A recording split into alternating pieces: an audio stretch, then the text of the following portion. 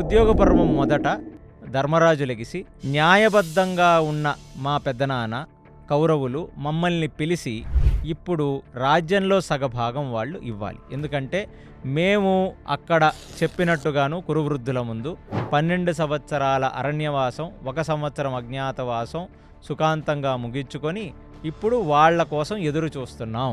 కాబట్టి ఇప్పుడు వాళ్ళంతట వాళ్లే కబురు పంపి మనకి మన యొక్క అర్ధరాజ్యం ఇవ్వాలని వాళ్ళు చెప్తే మనం వెళ్ళి తీసుకోవాలి.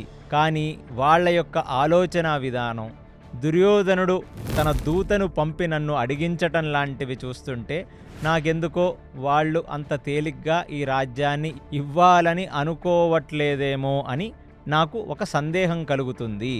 కాబట్టి కృష్ణ, మీరు మా అందరిలో పెద్దవారు, మీరు చెప్పవలసినది అని కృష్ణుడి వైపుకు చూశాడు ధర్మరాజు. కృష్ణుడు లెగిసి, అసలు ఏదైతే మాయాజూదమనే ఒకటి జరిగిందో అది ధర్మబద్ధమే కాదు.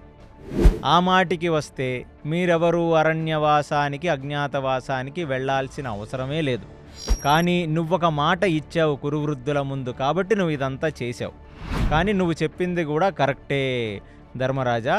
వాళ్ళ ఆలోచన విధానాన్ని, మనం ఇంతకు ముందు వాళ్ళు మన పట్ల ప్రవర్తించిన విధానాన్ని చూసుకుంటే వాళ్ళేమంత తేలిగ్గా వచ్చి రాజ్యం ఇస్తున్నట్టుగా నాకు కూడా అనిపించట్లేదు ధర్మరాజా అని చెప్తాడు.